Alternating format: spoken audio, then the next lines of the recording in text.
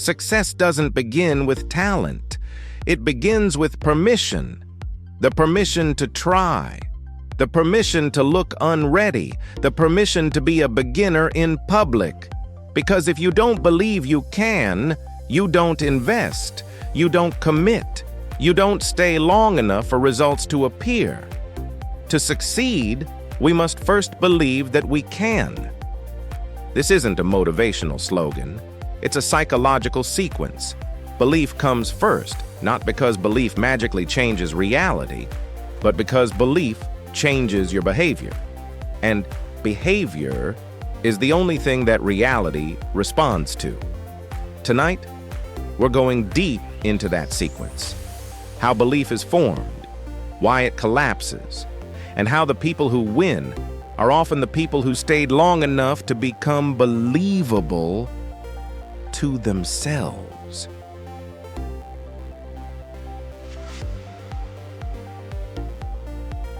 People wait for confidence, like it's a weather forecast. But confidence is usually the result, not the starting point. Belief is smaller than confidence. Belief is simply a decision to act as if success is possible, not guaranteed, possible. That difference is everything, because possible gives you permission to take the first step, and the first step is what creates evidence. Evidence is what creates confidence. So belief is not pretending you're already strong.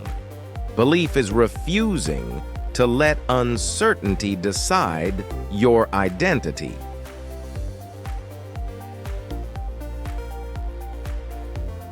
The hardest part about belief is this. Your mind thinks disbelief is protection. If you don't believe, you can't be disappointed. If you don't believe, you don't have to risk humiliation. If you don't believe, you can call your inaction being realistic. Disbelief feels safe, but it has a hidden cost. It trains you to stand still. And the longer you stand still, the more "I can't" starts to feel like a fact, even though it began as a defense mechanism. This is why belief is courageous. Because belief removes your emotional shield, and it asks you to live exposed to uncertainty.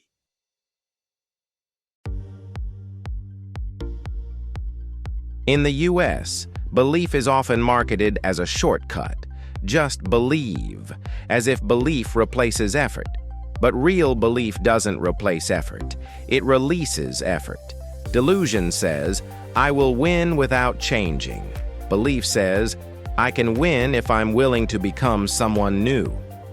Delusion avoids the process. Belief enters the process. That's why belief is not a mood. It's a contract. I will behave like my future is real before I have proof. Not forever, just long enough to create proof.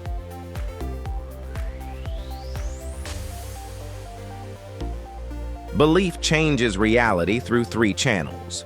First, attention. You start noticing doors you previously ignored because you assumed you weren't the type. Second, risk tolerance. You take actions you used to avoid, applying, asking, pitching, starting. Third, persistence. When results don't come immediately, belief keeps you from interpreting delay as rejection. This is why belief matters before success arrives, because most success is delayed, and delayed success looks exactly like failure until it isn't. Belief is what keeps you in the game long enough for time to do its work.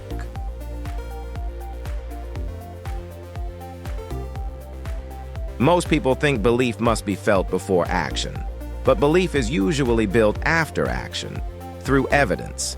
Action creates small proof. Small proof reduces fear. Reduced fear increases action. And soon, belief stops being a speech and becomes a state. This is why the quote is accurate. To succeed, we must first believe. Not because belief is the finish line, but because belief is the ignition. And the ignition doesn't need to be huge. It needs to be consistent.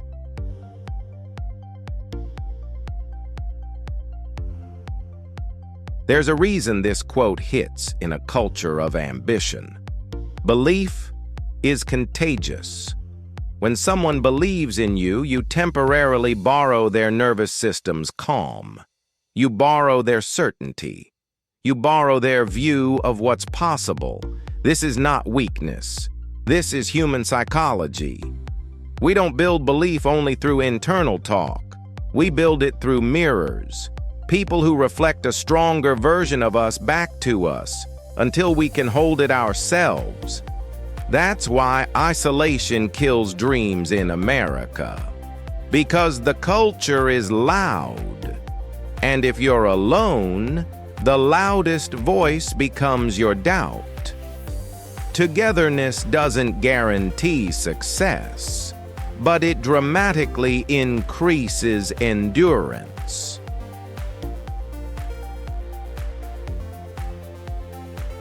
Many people don't lose because they failed. They lose because they delayed their start until they felt ready. But readiness is not a prerequisite for success. Readiness is a product of repetition. The belief in this quote is not arrogance. It's a refusal to let "not ready" become a permanent identity.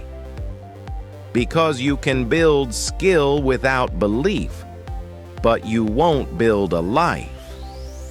A life requires commitment, and commitment begins with belief.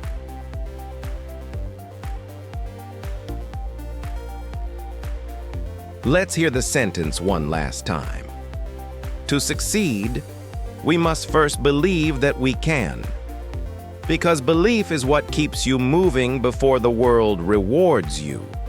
Belief is what keeps you practicing before anyone applauds you.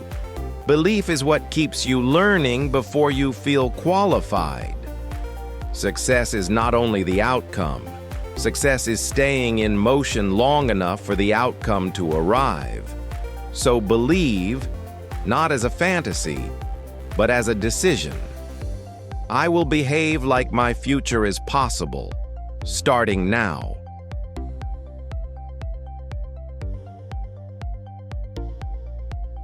If you needed this today, share it with someone who's been doubting themselves in silence, and leave a comment. What would I start if I believed I could?